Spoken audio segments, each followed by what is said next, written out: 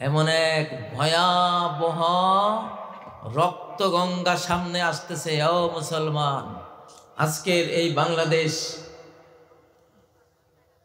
একেবারে একটা বড় যুদ্ধের প্রান্তে দাঁড়িয়ে আছে। আপনারা এই গ্রামে বসে হয়তো টের পাচ্ছেন বা পাচ্ছেন না, ঢাকায় বসে আমরা বুঝতেছি। আমি ডক্টর ইউনূস সাহেবকে বলছি, সেনা প্রধান ওয়াকারুজ্জামান সাহেবকে বলছি, বাংলাদেশের প্রতিটি রাজনৈতিক নেতাকে বলছি, এখনো যারা ভারতের দালালি করছেন, এখনো যারা ফ্যাসিবাদকে ফেরত আনতে চাচ্ছেন, আপনারা এই জাতির খুনি। আপনাদের কারণে এই জাতির কোটি কোটি সন্তান খুন হতে পারে। আর যদি এই কোরআনকে কদরের রাতে জন্ম নেয় এই মানচিত্রে, কদরের রাতে নাজিল হওয়া কোরআন, কদরের রাতে নাজিল হওয়া মানচিত্র চলবে কদরের রাতে নাজিল হওয়া কোরআন দিয়ে, ঠিক নয় কি? পার্লামেন্টে বসে আল্লাহর গোলামির সুযোগ আছে। কার গোলামি করি? ব্রিটিশের গোলামি। আইন কানুন যা আছে সব ব্রিটিশরা যা রেখে গেছে এখনো তা। আর ৭১ তো ভারতের সংবিধান এনে, একটা মূর্তি পূজারী জাতির সংবিধান এনে তাওহীদবাদী মুসলমানের উপরে চাপিয়ে দেওয়া হয়েছে। সবচেয়ে বড় বেদাত, সবচেয়ে বড় শিরিক, যেই বেদাত শিরিক করলে নবীজির হাউজে কাউসারের পানি কাল কিয়ামতে নসিব হবে না, সেই সবচেয়ে বড় কুসংস্কার, সবচেয়ে বড় শিরকে আকবর হলো কোরআন বাদ দিয়ে অমুসলিম বেঈমান শয়তান ইবলিসদের সংবিধানে দেশ পরিচালনা করা।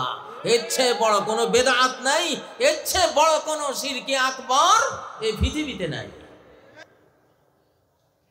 যদি এই কোরআন আপনারা শপথ নেন, এইবারে ইনশাআল্লাহ কোরআনকে ভোট দেব, কোরআনকে সমর্থন দেব, কলিজার ধনটা সমর্থনটা আল্লাহর কোরআনকে দেব, এই ঈমানটা, এই ভোট আল্লাহ আল্লাহ রাসূলকে দেব, কোরআনকে দেব, তাহলে আল্লাহ হয়তো আকাশ থেকে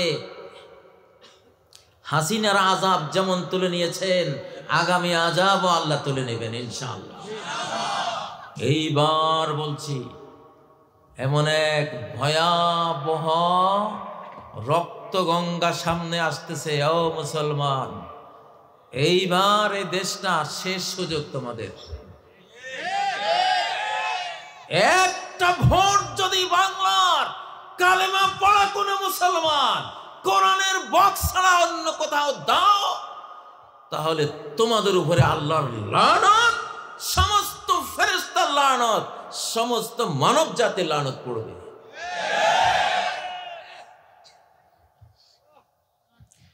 শাহরু রমাদান,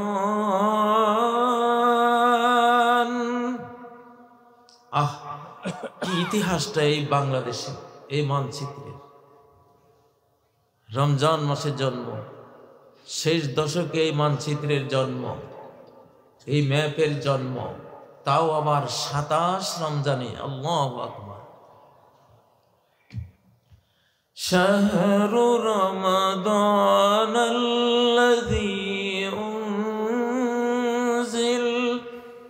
উনজিলা ফীহিল কুরআন।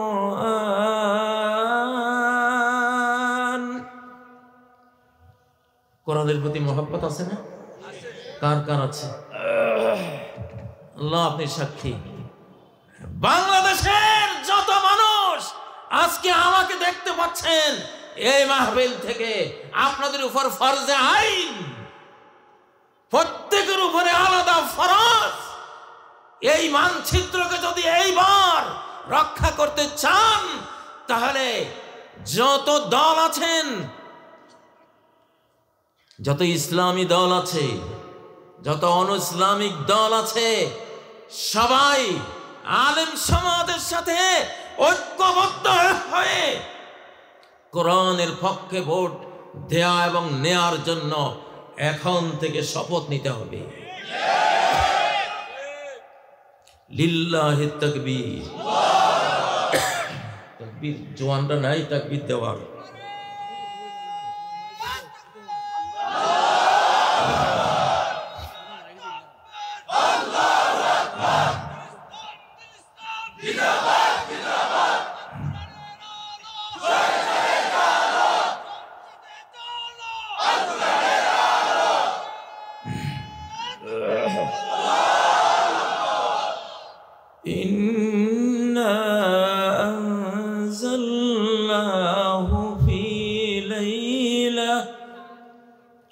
ফি লাইলাতিন মুবারাকাহ ইন্না কুন্না মুনজিরিন। আমি এই কোরআনকে নাজিল করেছি এক বরকতময় রজনীতে। বরকতময় রজনী, এক রাতের ইবাদত করলে 83 বছর 4 মাসের ইবাদত হয়ে যায়, ঠিক নয় কি? তেমনি আমাদের এই ম্যাপ, এই দেশও আল্লাহর রহমত রূপে যেন আকাশ থেকে নাজিল হয়েছে সেই বরকতময় রজনীতে। কেউ আমাদের শান্তি দিতে পারেনি, কেউ আমাদের মর্যাদা দিতে পারেনি, নিজেরাও শান্তি পায়নি। কোন শাসকে পর্যন্ত শান্তি পেয়েছে? ভালো পরিণতি হয়েছে? হয়নি। এইবারে আরো ভয়াবহ হবে। এখনকার শাসকরা যদি মনোজগতে এটা স্থির না করে যে আল্লাহ এইবার ইনশাআল্লাহ তোমার মুসলিম সমাজ, ইমানদার বান্দা বান্দিকে নিয়ে, আলেম সমাজকে সাথে নিয়ে ধীরে ধীরে আমরা কোরআনকে পার্লামেন্টে নিয়ে আসব। লিল্লাহে তাকবীর, লিল্লাহে তাকবীর। এটাই তো ইবাদত। ও ভাইয়েরা, কোরআন আসলে মা বাবারা কি বৃদ্ধাশ্রমে যাবে না ছেলে মেয়ের সাথে আজীবন আমরণ তারা ছেলে মেয়ের ঘরে, ছেলের ঘরে শিশুর মতো স্নেহ মায়া ধন্য হয়ে মা বাবা লালিত পালিত হবে? লালিত হবে না? কোরআনের বিধানেই তো সারা কোরআনে আল্লাহর ইবাদতের কথা বলে আল্লাহ তাআলা মা বাবার কথা বলে। কোন সংবিধানে আছে? কোন সংবিধানে আছে? নাই। ওয়াবুদুল্লাহা ওয়ালা তুশরিকু বিহি শাইআ ওয়া বিল ওয়ালিদাইনি ইহসানা। ওয়া বিল ওয়ালিদাইন, আল্লাহর ইবাদত করো আর মা বাবার সাথে ইহসান করো। টাকা পয়সা যা আছে মা বাবার সন্তুষ্টি মতো পরিমাণে মায়ের পিছনে ব্যয় করো, বাবার পিছনে ব্যয় করো। এই সংবিধানে আছে না? আছে না? ও ভাইরা, আজকের এই বাংলাদেশ একেবারে একটা বড় যুদ্ধের প্রান্তে দাঁড়িয়ে আছে। আপনারা এই গ্রামে বসে হয়তো টের পাচ্ছেন বা পাচ্ছেন না, ঢাকায় বসে আমরা বুঝতেছি। যদি এই কোরআন আপনারা শপথ নেন এইবারে ইনশাআল্লাহ কোরআনকে ভোট দেব, কোরআনকে সমর্থন দেব, কলিজার ধনটা সমর্থনটা আল্লাহর কোরআনকে দেব, এই ঈমানটা, এই ভোট আল্লাহ আল্লাহ রাসূলকে দেব, কোরআনকে দেব, তাহলে আল্লাহ হয়তো আকাশ থেকে হাসিনার আযাব যেমন তুলে নিয়েছেন, আগামী আযাবও আল্লাহ তুলে নেবেন ইনশাআল্লাহ। ও ভাইরা, মরতে হবে কিনা? মরতে হবে। প্রশ্ন কি হবে? মার রব্বুকা, তোমার রবকে। দ্বিতীয় প্রশ্ন কি?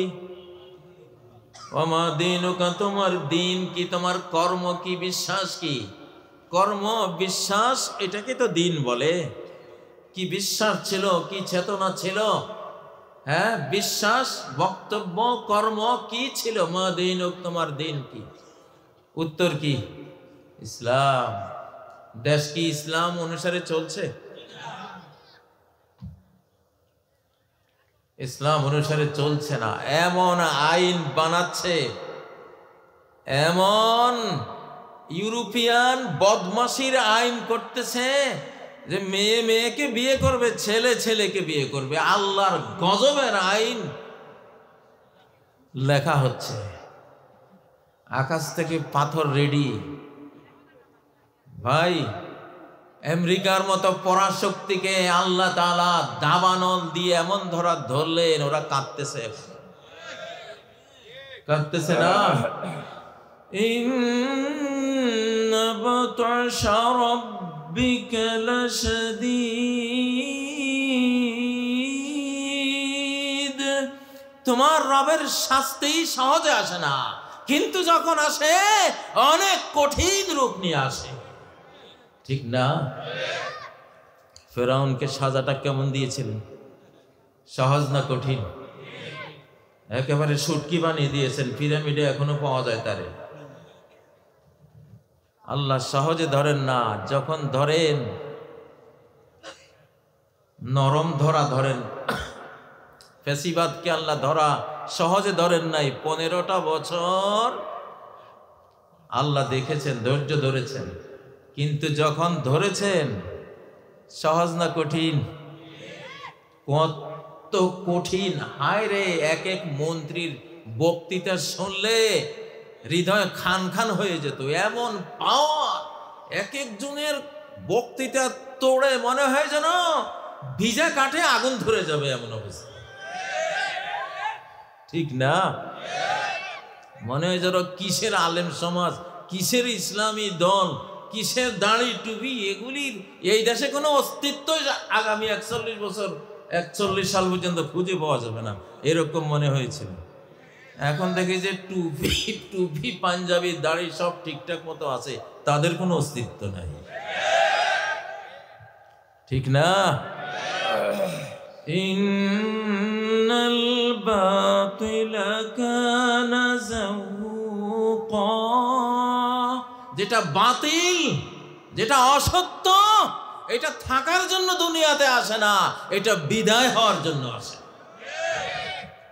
ধ্বংস হওয়ার জন্য আসে। প্রিয় ভাইয়েরা, এই বাংলাদেশ এখন লেবারের দেশ নাকি? সৌদি আরব গেলে দেখা যায় রাস্তা কুড়ায় বাংলাদেশিরা, সুইপারি করে বাংলাদেশিরা, আবার ভালো কাজও করে। মসজিদ ঝাড়ু, বাইতুল্লাহ, মসজিদ নববীর ঝাড়ুদারও তারা, আলহামদুলিল্লাহ। কিন্তু যদি বাংলাদেশ এই কোরআনকে যদি ওয়াদা মতো ঠিক রাখতো, বাংলাদেশ লেবারের দেশ হতো না। এই বাংলাদেশে লেবারি করার জন্য ইউরোপ আমেরিকার লোকেরা হুমড়ি পড়ত। আমার ইচ্ছা হয় বাংলাদেশকে এইরকম একটা ধনী, সুখী, সমৃদ্ধ দেশ বানানো যাবে এই কোরআন দিয়ে। আর ছেয়ে দেখবো ইউরোপিয়ান আমেরিকান ভদ্রলোকেরা আমাদের দেশে চাকরি করতে আসতেছে। সম্ভব কিনা? সম্ভব কিনা? কতবার সম্ভব? 1000 বার সম্ভব। যে আরব দেশে খাবার ছিল না, যে আরব দেশের মানুষ চামড়া খেয়ে, মরা মুর্দা খেয়ে জীবন বাঁচাতো, এই কোরআনের কারণে সেই আরব দেশে এমন সম্পদের বন্যা বান ডেকে গেছে। আজও আমেরিকা, ইউরোপের ভদ্রলোকেরা আরব দেশে আসে চাকরি করার জন্য। কিসের কারণে? এই কোরআনের কারণে। ও ভাইয়েরা, আমরা দুনিয়াতে আসছি ইবাদত করার জন্য। কি করার জন্য? ইবাদত, আল্লাহর গোলামি করার জন্য। মসজিদেও গোলামি করব, অফিসে গেলেও গোলামি করব, ঠিক না? পার্লামেন্টে বসেও কার গোলামি করব? পার্লামেন্টে বসে আল্লাহর গোলামির সুযোগ আছে। কার গোলামি করি? ব্রিটিশের গোলামি। আইন কানুন যা আছে সব ব্রিটিশরা যা রেখে গেছে এখনো তা। আর 71-এ তো ভারতের সংবিধান এনে, একটা মূর্তি পূজারী জাতির সংবিধান এনে তাওহীদবাদী মুসলমানের উপরে চাপিয়ে দেওয়া হয়েছে। সবচেয়ে বড় বেদাত, সবচেয়ে বড় শিরিক। যেই বেদাত শিরিক করলে নবীজির হাউজে কাউসারের পানি কাল কিয়ামতে নসিব হবে না।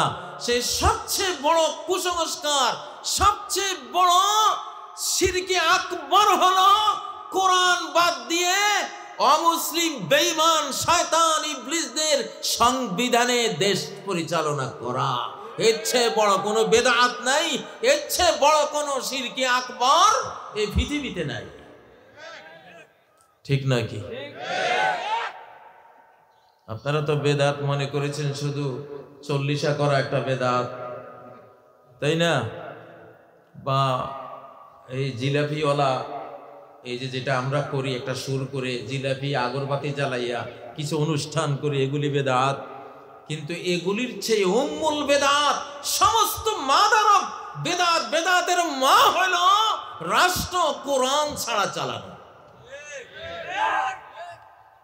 সংস্কার করতে হবে রাষ্ট্রকে, সংস্কার করতে হবে নিজেকে। কবরে গিয়ে দেখবেন যে আপনার ঈমান নাই। কেন নাই? আপনি ভোট দিয়েছেন গরুর বাছুরকে, ভোট দিয়েছেন গো বাছুর। বনি ইসরাইলরা মুসা আলাইহিস সালাম তুর পাহাড়ে গেছে, তারা গরুর বাছুর একটা বানিয়ে পূজা শুরু করেছে নাকি? গরুর বাছুর পূজা শিরকে আকবার না? তো গরুর বাছুরের তো একটা অবয়ব ছিল, স্ট্রাকচার ছিল, কিন্তু সংবিধানের কোনো অবয়ব নাই, স্ট্রাকচার নাই। এটাও মূর্তি। যে সংবিধানে কোরআন নাই সেটাও কি? সেটাও একটা মূর্তি। তন্ত্র মন্ত্র, যেই তন্ত্র মন্ত্রে কোরআন নাই, এর প্রত্যেকটা মূর্তি পূজার শামিল। আফারাআইতা মান ইত্তাখাযা ইলাহাহু হাওয়া, তাকে কি তুমি দেখেছ যে তার মাবুদ বানিয়ে নিয়েছে, পূজনীয় বানিয়ে নিয়েছে হাওয়াহু, তার মন গড়া বিধিবিধানকে, মন গড়া সংবিধানকে। বাংলাদেশে যেটা সংবিধান আছে এটা কি মন গড়া না আল্লাহর গড়া? হযরত শাহজালাল রহমতুল্লাহ আলাই, শাহপরান রহমতুল্লাহ আলাই, খাজা মখদুম, তারপরে খান জাহান আলী, খাজা গরিব নওয়াজ, এরা প্রত্যেকে শাসক ছিলেন। আমরা তাদের নাম শুনলে রহমতুল্লাহ আলাই বলি, ঠিক না?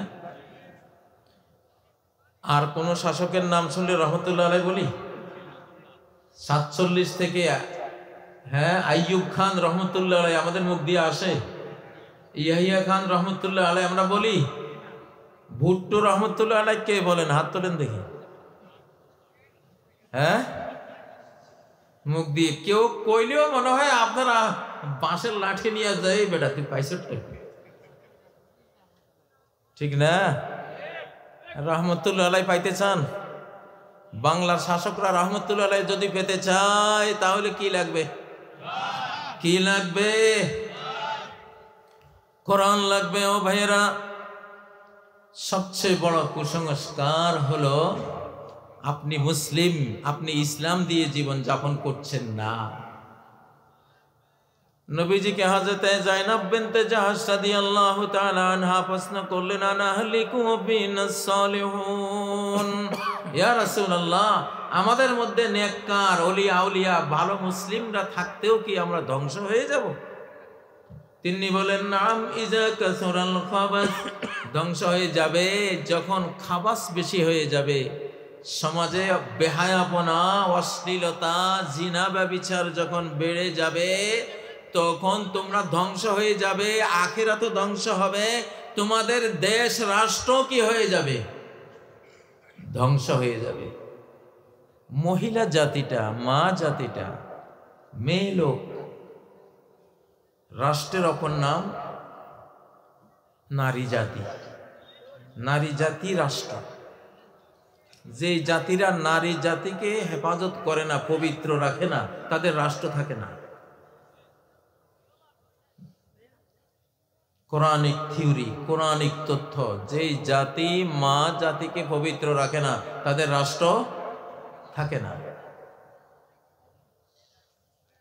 যে ইহুদি রাষ্ট্রটি এখন হামাসের হাতে পরাজিত হলো, পরাস্ত হলো, তারা তাদের নারী জাতিকে এমন ধ্বংস করেছে, এমন বেহায়া বানিয়েছে, এমন নষ্টা ভ্রষ্টা বানিয়েছে যে তাদের নারীদের লাজ লজ্জা বলতে কিছুই নেই। এবং তারাই সিনেমা তৈরি করেছে, হলিউড তৈরি করেছে, যে হলিউডে আল্লাহ আগুন জ্বালিয়ে দিয়েছে। হলিউডের নায়িকা গায়িকাদের বিলাস বহুল বাসভবনে এখন দাউ দাউ করে আগুন জ্বলছে। আগুন জ্বালিয়েছেন কে? আল্লাহ। ধরা শুরু হয়েছে। বড় মিয়া শেষ, ছোট মিয়ারা সাবধান। বড় মিয়া শেষ, ছোট মিয়ারা সাবধান। ও ভাইয়েরা, ইহুদি জাতি যেহেতু নারী জাতিকে পবিত্র রাখেনি, নারী জাতিকে হেফাজত করেনি, আল্লাহ বললেন তোদের কোনো রাষ্ট্র দেব না। এই জন্য তাদের কোনো রাষ্ট্র নাই। হযরত ইব্রাহিম আলাইহিস সালামের বংশ, এত বড় বংশের মানুষ, কিন্তু রাষ্ট্র নাই। কেন নাই? আরে পুরুষের জন্য তো পুরুষ রাস্তা শুতে পারে, গাছতলায় ঘুমাতে পারে, কদমতলী রেল স্টেশনে পড়ে থাকতে পারে। পুরুষ তো লোহার রড, এটা যেখানে সেখানে থাকতে পারে। নারীরা হলো স্বর্ণ। স্বর্ণ রাখতে হয় কোটার ভিতরে, তাও আবার আলমিরার ভিতরে, তাও আবার কেসি গেটের ভিতরে, তাও আবার বন্দুকধারী দারোয়ান যেখানে থাকে সেইখানে, তাই না? হেফাজত করতে হয়। খুব মনোযোগ দিয়ে শুনবেন। মা জাতিরে রক্ষা করুন। বাংলাদেশ রক্ষা করতে হলে ইহুদিদের রাষ্ট্র নাই, তারা মা জাতি হেফাজত করে নেয়, রাষ্ট্র শেষ। একটা সোভিয়েত ইউনিয়ন রাষ্ট্র তৈরি হয়েছিল, নাস্তিকরা বানিয়েছে। একটা সাম্রাজ্য তৈরি হলে 150-200 বছর থাকে, তাদের ওটা 60 বছর পরে শেষ। কেন? তারা জিনা ব্যভিচারকে রাষ্ট্রীয়ভাবে বৈধ করে নিয়েছিল। বিবাহ নাই।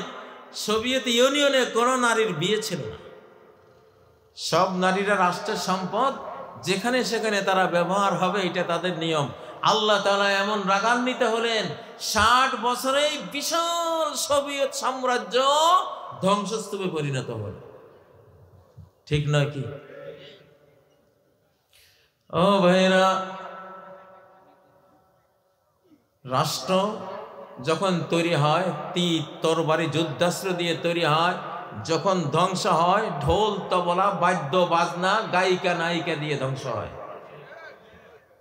বাগদাদে হালাকু খান 16 থেকে 18 লক্ষ মুসলমান বিজ্ঞানী, আলেম, বক্তা, ফকিহ, ইমাম, খতিব, মুহাদ্দিস, তাফসীর কারক, বিশ্ববিখ্যাত বড় বড় বুদ্ধিজীবী, এদেরকে হালাকু খান ধ্বংস করেছে। কেন ধ্বংস হয়েছিল?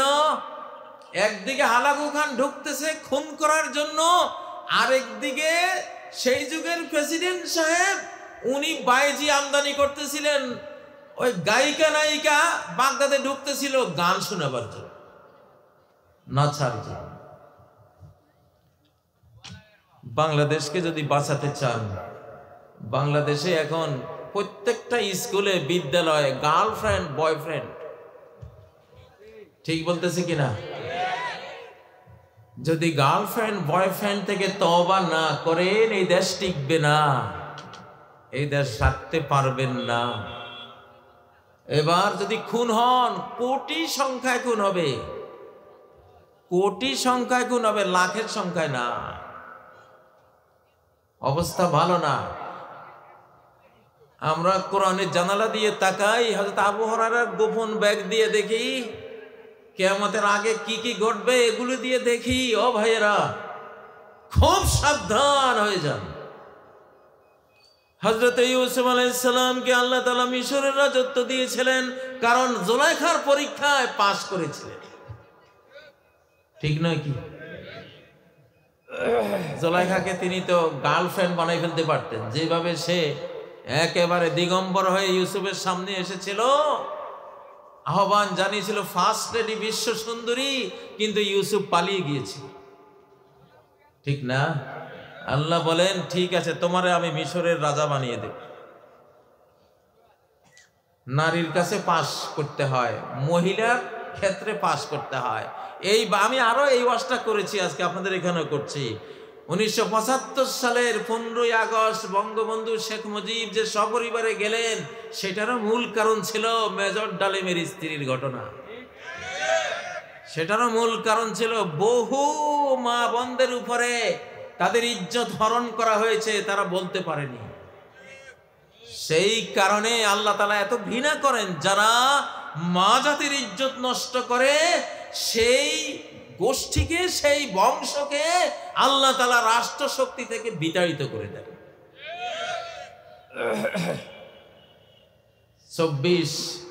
5ই আগস্ট 2024 যারা বিদায় হলো, তাদের ইতিহাস খুঁজে দেখেন তারা ধর্ষণে সেঞ্চুরি করেছিল কিনা, তাদের প্রত্যেকটা অফিসে অফিসে গোপন রুম ছিল কিনা।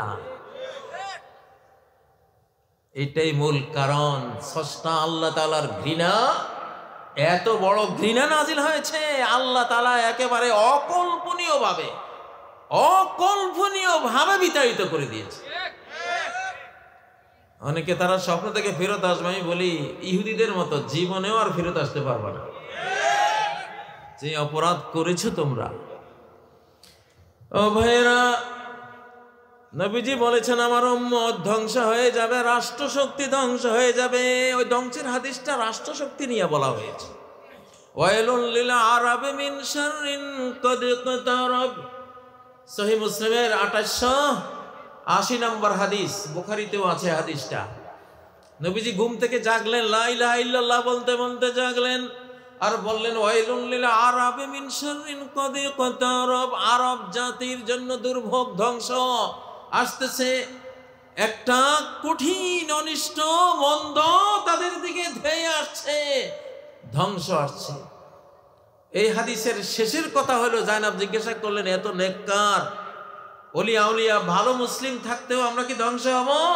নবীজি বললেন হ্যাঁ, নারী জাতিকে যখন তোমরা হেফাজত করবা না, নারী জাতির মধ্যে যখন জিনা ব্যভিচার, গার্লফ্রেন্ড বয়ফ্রেন্ড কালচার ছড়িয়ে দিবা, বিবাহ বহির্ভূত সম্পর্ক, অবৈধ সম্পর্ক করবা, তখন তোমরা ধ্বংস হবা। মানে রাষ্ট্র ধ্বংস হয়ে যাবে। রাষ্ট্র কি হয়ে যাবে? ধ্বংস হয়ে যাবে।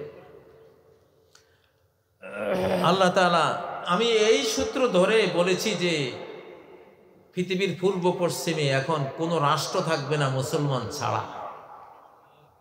কারণ মুসলিমরাই মা জাতিকে হেফাজত করবে, ঠিক না? একমাত্র মুসলিমরাই মা জাতিকে হেফাজত করবে। একজন নারীকে বোরকা পরালেন, স্কার্ফ দিয়ে ঢাকলেন, হেফাজত করলেন, মানে রাষ্ট্র হেফাজত করলেন। ও ভাই, পৃথিবীতে কোনো ফাদারল্যান্ড আছে? ফাদারল্যান্ড, ফাদার ল্যাঙ্গুয়েজ আছে? কি আছে? মাদারল্যান্ড। কি আছে? মাতৃভূমি। মাতৃভূমি। নারীকে যদি তুমি মায়ের মতো হেফাজত করে রাখতে পারো, মায়ের মতো পবিত্র রাখতে পারো, মায়ের মতো আল্লাহর বিধান মতো হালাল ভাবে রাখতে পারো, তাহলে আল্লাহ একটা ভূমি তোমাকে দেবে। সেই ভূমির নাম মাতৃভূমি। আল্লাহু আকবার, আল্লাহু আকবার। এটা কোরআনিক থিওরি। আগামী পৃথিবীতে এই যে সামনের মানচিত্র আসছে, পার্শ্ববর্তী দেশ থাকবে না, কারণ তারা মা জাতিকে রক্ষা করে না। ওই পশ্চিম গোলার্ধে যে বিশাল সাম্রাজ্য আছে, থাকবে না, তারাও মা জাতিকে ধ্বংস করেছে। আল্লাহ হলিউড থেকে পোড়ানি শুরু করে দিয়েছেন আল্লাহ তাআলা। হলিউড মাতৃজাতি বিশ্বব্যাপী নারী জাতিকে ধ্বংস করেছে। গতকাল আমেরিকার একজন প্রবাসী আমাকে বলল, হুজুর এই যে হলিউড এলাকা, লস অ্যাঞ্জেলস, ক্যালিফোর্নিয়া, যে এলাকা আল্লাহ পুড়ে দিলেন, সারা পৃথিবীতে 1 বছরে যত জেনা ব্যভিচার হয়, 1 মিনিটে ওই দেশে ওই অঞ্চলগুলিতে এর চেয়ে বেশি হয়। এত খারাপ এইসব ক্ষেত্রে। এটা আল্লাহ সহ্য করবেন না। ও ভাইরা, ওয়াজ শুনতেছেন, মাহফিল হইতেছে, সুন্দর সুন্দর বক্তৃতা শুনতেছেন। আজকে 53 বছর ওয়াজ মাহফিল কি হয় নাই? সারা বছর ওয়াজ মাহফিল শুনে ভোট গেছে কার বাক্সে? কোরআনের বাক্সে গেছে। একবার নরসিংদীতে জাফরি সাহেবরে নিয়ে নির্বাচন করলাম। মাহারে আমাদের চেষ্টা সাধনা, রাত নাই দিন নাই, সবাই মিলে সেই চরাঞ্চলে অজপাড়া গায়ের বুড়ি মায়েদের কাছে, বুড়োদের কাছে, কৃষক, শ্রমিক সবার কাছে ভোট চাইলাম। যে কোরআন বিরোধী, কোরআনের দুশ্মন, সে পেল 2,46,000 না কত জানি, আমরা পেলাম 6,000। দেশ থাকবে না। দেশটা কদরের রাতে আল্লাহ দিয়েছেন লাইলাতুল কদর, যেখানে আল্লাহ মর্যাদার বিষয় যত বড় রাখে, সেখানে পাপ করলে তত বড় পাপ হয়, ঠিক না? এইখানে বড় লেখার এই এলাকায় একটা পাপ করা আর মক্কার ভিতরে পাপ করা এক সমান। যেটার সম্মান যত বেশি, সেখানে পাপ করলে পাপও হয় তত বেশি, তত বড়। এই বাংলাদেশ নরমাল দেশ না। কদরের রাতে এই মানচিত্র সাধারণ মানচিত্র না, অসাধারণ, অন্যতম একটা আল্লাহর অনুগ্রহ। বিশাল মূর্তি পূজারী জাতির মাঝখানে যেই ভারতবর্ষ ইংরেজরা দখল করেছিল মুঘলদের থেকে, মুসলিমদের থেকে, 200 বছর শাসন শেষে আল্লাহ তাআলা চাইলেন যে মুসলিমদের থেকে কেড়ে নেয়া এই ভারতবর্ষ পুরোটাই আমি মূর্তি পূজারীদেরকে দেব না, আমার মুসলিম বান্দাদেরকে আমি 2টা অঞ্চল দেব। আলহামদুলিল্লাহ, আল্লাহ দিয়েছেন এবং সেই কদরের রাতে দিয়েছেন। সুবহানাল্লাহ, এত বড় মর্যাদা পৃথিবীর কোনো দেশের নাই। আমি ডক্টর ইউনূস সাহেবকে বলছি, সেনা প্রধান ওয়াকারুজ্জামান সাহেবকে বলছি, বাংলাদেশের প্রতিটি রাজনৈতিক নেতাকে বলছি, এখনো যারা ভারতের দালালি করছেন, এখনো যারা ফ্যাসিবাদকে ফেরত আনতে চাচ্ছেন, আপনারা এই জাতির খুনি। আপনাদের কারণে এই জাতির কোটি কোটি সন্তান খুন হতে পারে। আর যদি এই কোরআনকে কদরের রাতে জন্ম নেয় এই মানচিত্রে, কদরের রাতে নাজিল হওয়া কোরআন, কদরের রাতে নাজিল হওয়া মানচিত্র চলবে কদরের রাতে নাজিল হওয়া কোরআন দিয়ে, ঠিক নয় কি? তাহলে না একটা মিল হলো। এই মিলটা করতে রাজি আছেন তো? রাজি আছেন তো? কসম করেন যে হে আল্লাহ, আমার দল, কোন দল আর আমার সামনে ভোট চাইলে আমি কিয়ামত সিঙ্গার ফুৎকার হলে আমি তাদেরকে ভোট দেব না। আমি এবারের ভোটটা আমি তোমার কোরআনকে দেব। সারা জীবনে ওয়াজ করলাম, ভোট তো পাইলাম না, এবার ভোট পাবো ভাই। আমি কিন্তু নির্বাচন করব না। আমার বয়স 60 পার হয়েছে। 60 পার হলে মানুষ স্রষ্টা কেন্দ্রিক হতে হয়, আল্লাহ কেন্দ্রিক হয়ে যেতে হয়। এখন আল্লাহর কাজ করব। 60 বছরের পরে আর দুনিয়ার ঝক্কি ঝামেলা কমিয়ে নিতে হয়। আমিও সেটা পণ করেছি। এখন এই বাংলাদেশটা আমার না, তোমাদের। তবে আমি আছি, আমি চলে গিয়েছিলাম, কিন্তু দেশের বিপদটার ভয়ে আমি দেশে ঢুকেছি। যে বিপদে আমাকে বিরাট একটা ভূমিকা নিতে হবে ইনশাআল্লাহ, সেটা আমি পারবো আল্লাহর রহমতে। কেন পারবো? যখন পারবো তখন দেখবেন, এর আগে দেখার তো দরকার নেই। একটা ভূমিকা নেব ইনশাআল্লাহ, দেশের জন্য, আপনাদের জন্য নেব। এই কদরের রাতে পাওয়া মানচিত্রে যাতে কদরের রাতে পৃথিবীতে আসা এই কোরআনটি অন্তত প্রতিষ্ঠা করতে পারি, এই শেষ জামানায় এসে বাংলাদেশকে বিশ্বের বুকে সর্বোন্নত শান্তির, সমৃদ্ধির, ধনবিত্তের, সুখী মানুষের একটা সুন্দর দেশ, জান্নাতি দেশ আমরা বানাতে পারি, সেই চেষ্টাটা আমরা করব ইনশাআল্লাহ। কাজী ইব্রাহিম সাহেব জিন্দাবাদ, জুভেনাইল সোসাইটি জিন্দাবাদ, আল কোরআনের আলো, আল হাদিসের আলো। আর যারা এই বাংলাদেশ ধ্বংস করার ষড়যন্ত্র করছে, 3 টুকরা করে মানচিত্র এঁকে রেখে দিয়েছে। আমি জানি দেশটাকে 3 ভাগ করেছে। পার্বত্য চট্টগ্রাম নিয়ে 1 টুকরো, রংপুর, রাজশাহী ও চিকেন নেকের এলাকা, ওইটা নিয়ে একটা মানচিত্র, বাকিটা নিয়ে আরেকটা মানচিত্র। 3টা ভাগ করে রেখেছে। শুধু সুযোগ পাচ্ছে না, বাঙালি গৃহস্থরা সব জেগে উঠেছে। এই জন্য সুযোগ পাচ্ছে না, ভয় পাচ্ছে। আর ফিলিস্তিনে হামাসের বিজয় দেখে ওরা বুঝে গেছে যে জয় পরাজয় তো অস্ত্র দিয়ে হয় না, মুমিনের সাথে যুদ্ধ লাগলে জয় পরাজয় হয় ঈমান দিয়ে। কি দিয়ে? কি দিয়ে? ওয়ান্তুমুল আ'লাউনা ইন কুনতুম মুমিনিন,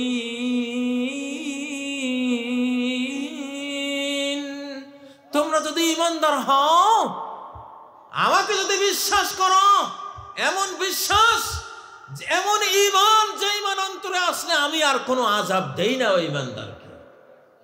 এমন ঈমান যদি আনো যে আমি দেখতে পাচ্ছি আমার প্রতিটি হুকুম তুমি পালন করবে, আমার একটি হুকুমও তুমি লঙ্ঘন করার মনে কোনো কুমন্ত্রণা নাই তোমার, তাহলে আমি তোমাকে সবার ঊর্ধ্বে তুলে দেব,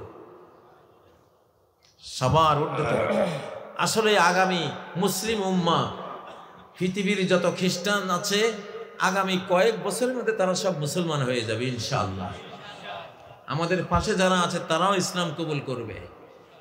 ইহুদি জাতি যুদ্ধ বিগ্রহ শেষে যারা মরার মরবে, যারা বেঁচে থাকবে তারাও ইসলাম কবুল করবে। আগামী যুগটা ইসলামের, আগামী বিশ্ব কার? ইসলামের, আগামী বিশ্ব মুসলমানের। তো এই বাংলাদেশ, বাংলাদেশের সবচেয়ে বড় শিরিক, সবচেয়ে বড় বিদআত, কদরের রাতে পাওয়া বাংলাদেশকে কদরের রাতে নাজিল হয়নি এরকম সংবিধান দিয়ে তোমরা চালাচ্ছ। তোমরা ভুল করেছ, এখনো তোমরা ভুলে আছো। এই ভুল থেকে তওবা করো, এই ভুল থেকে ইস্তেগফার করো। এই মানচিত্র কোরআন ছাড়া চালাতেই পারবে না সামনে। যদি চালাতে যাও নিজেরাও শেষ হবে, আমাদেরকেও ধ্বংস করবে তোমরা, এই দেশটাকেও ধ্বংস করবে। আমরা জেনে বুঝে তোমাদেরকে দেশ ধ্বংস করার পারমিশন দেব না, দেব না, দেব না ইনশাআল্লাহ।